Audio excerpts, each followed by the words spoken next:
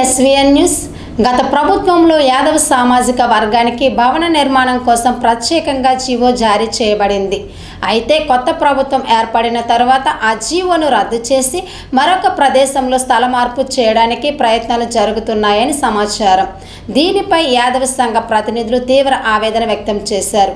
వారు మాట్లాడుతూ ఇప్పటికే ప్రభుత్వ ఆమోదం పొంది జీవో ద్వారా కేటాయించబడిన స్థలాన్ని మార్చడం అన్యాయమని పేర్కొన్నారు. ప్రస్తుత స్థలంలోనే భవన నిర్మాణం ప్రారంభించాలని, అనవసరమైన స్థల మార్పు నిర్ణయాన్ని ప్రభుత్వం సమీక్షించాలని వారు డిమాండ్ చేశారు. ఎండాడలోనే భవన నిర్మాణం ప్రారంభించేలా తక్షణ చర్యలు తీసుకోవాలని యాదవ సంఘ నాయకులు ప్రభుత్వాన్ని కోరారు. నా పేరు అల్లు రామారావు యాదవ్. గత 2 నెలల నుంచి మేము ఆ యొక్క స్థలం ఎండాడలో ఇచ్చినటువంటి స్థలం మీద పోరాటం చేస్తున్నాం. ఆ స్థలాన్ని సందర్శించడం, ఈ స్థలాన్ని యాదవ పెద్దలకు అందరికీ తెలియజేయడము, తద్వారా యాదవ భవన్ ఇక్కడ నిర్మాణం చేయాలని చెప్పేసి అందరి నోటీసులు తీసుకురావడం జరిగింది. అందులో పర్యవసంగా ఇవాళ ప్రెస్ మీట్ పెట్టడం జరిగింది. ప్రెస్ మీట్ ద్వారా అని చెప్పేసి మన పెద్దలందరూ కనువిప్పు కలిగి ఈ ఎక్కడ ఎండాడలోనే యాదవ భవన్ నిర్మాణం చేస్తాము అని ముందుకు వస్తారని చెప్పేసి దీని ద్వారా మేము మీ ద్వారా మేము తెలియజేసుకుంటూ సెలవు తీసుకుంటాం. యాదవ ఐక్య వేదిక అనే బ్యానర్ మీద యాదవ భవన్ నిర్మాణం కోసమే ఈ ప్రెస్ మీటు పెట్టవలసి వచ్చింది. దానికి కారణం ఏంటంటే 2023 9వ తారీఖు సెప్టెంబర్ నెలలో 6వ నెలలో మనకి గవర్నమెంట్ అఫీషియల్గా ఒక జీవో కాపీ ఇచ్చి, ఒక జీవో నంబర్ ఇచ్చి, ఒక సర్వే నంబర్ ఇచ్చి గొల్లలాండాడలో 50 ఎకరాల సెంటు స్థలాన్ని ఇచ్చింది.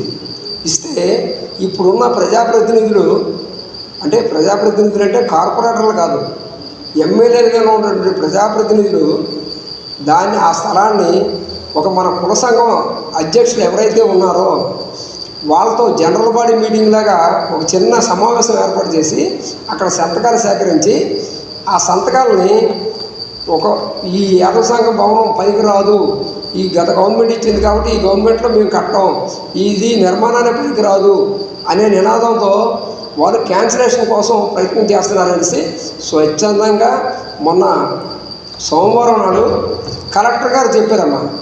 కలెక్టర్ గారు ఏం చెప్పారంటే, కలెక్టర్ గారు రిప్రజెంటేషన్ ఇచ్చాం.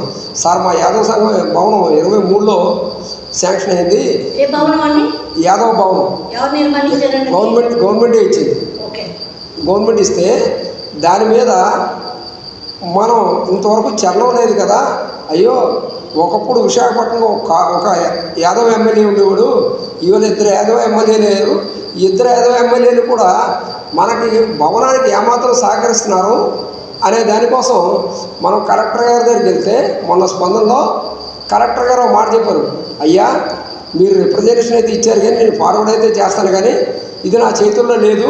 మీ ప్రజాప్రతినిధులు అఫీషియల్గా లెటర్ పెట్టలేదు, కానీ వాళ్ళు ఓ మాట చెప్పారు, అందాకల్లా ఆపండి అని అన్నారు. దానికి 25 లక్షలు శాంక్షన్ అయింది. 25 లక్షలు అంటే ఆ 50 సెంట్ల స్థలానికి చుట్టూ కాంపౌండ్ వాల్ వేయడానికి, పైన ఒక వాచ్మెన్ షెడ్ వేయడానికి 25 లక్షలు సరిపోతుంది. ఆ 25 లక్షల్లో కూడా ఇవాళ ఏమాత్రం కన్స్ట్రక్షన్ చేయకుండా నిర్మాణం ఆపేసి ఈ ప్రజాప్రతినిధులు చెప్పారని కలెక్టర్ గారు చెప్పారు. స్వయంగా చెప్పారు. ఈ కలెక్టర్ గారు చెప్పిన దాని ప్రకారం ఈరోజు ఈ సమావేశం పెట్టడానికి బలమైన కారణం అయింది. ఇప్పుడు ఈ సమావేశం ద్వారా మీ మీడియా ద్వారా మేము జనంలోకి వెళ్తున్నాం.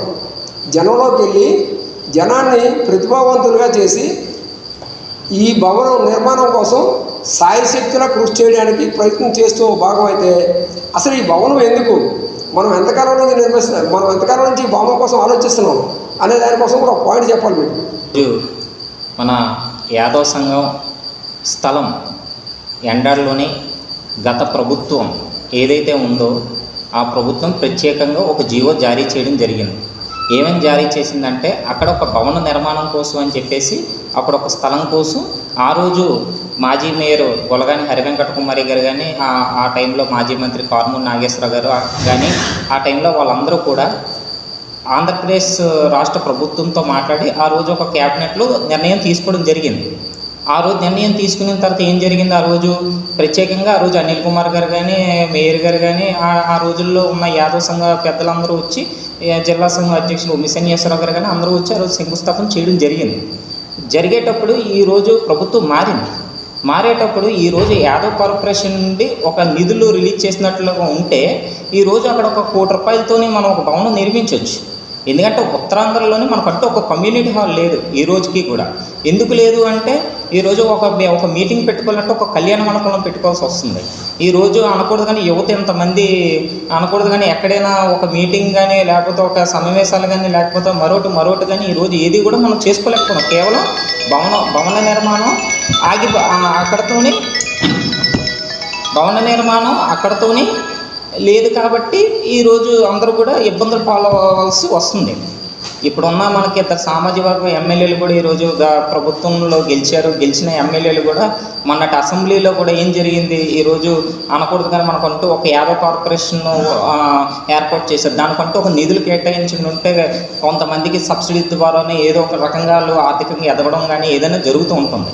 ఈ రోజుకి అది కూడా ఎక్కడ కూడా మనం కల్పించలేకపోతున్నాం. కాబట్టి ఈరోజు యాదవ సంఘం యొక్క స్థలం అంటే ఒక 6 ఎకరాల స్థలం అంటే ఇంచుమించు ఒక 50 కోట్ల నుంచి 100 కోట్లు ఉన్న ప్రాపర్టీ అది. మరి ఆ ప్రాపర్టీని మనం ఈరోజు డెవలప్మెంట్ చేయాలి కదా. ఏదో ఇయర్లీకి మనం పండగ చేసాం, పండగ అయిపోయింది, మళ్ళీ అందరూ ఫామ్ అయిపోతాం, మళ్ళీ సంవత్సరం పండగలు కలుగుతాయి, ఇవన్నీ కాదు. ముందు అంటూ ఒక భవనం మనకి ఏర్పాటు చేయాలని కూడా ప్రతిపాదించాం. అంటే మీ యొక్క విధానం ఏంటి? ఇక్కడ ఎన్నాడలో ఉన్న యాదవ భవనం ఇక్కడే ఉండాలి కదా? ఉండాలి కంపల్సరీగా. ఎందుకంటే గత ప్రభుత్వం జీవో జారీ చేసింది.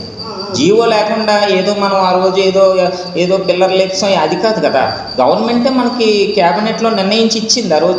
ఆ రోజు ఉన్న కొంతమంది సంఘ పెద్దలు అందరూ వెళ్ళి ఆ రోజు గవర్నమెంట్తో పోరాడి, అయ్యా మాకు ఒక కమ్యూనిటీ హాల్ లేదు, ఏదీ లేదు, మేము ఎక్కడైనా మీటింగులు పెట్టుకోవాలన్నా ఏం చేయాలన్నా సరే మాకు ఇబ్బంది అవుతుందని ఆ రోజు కొంతమంది పెద్దలు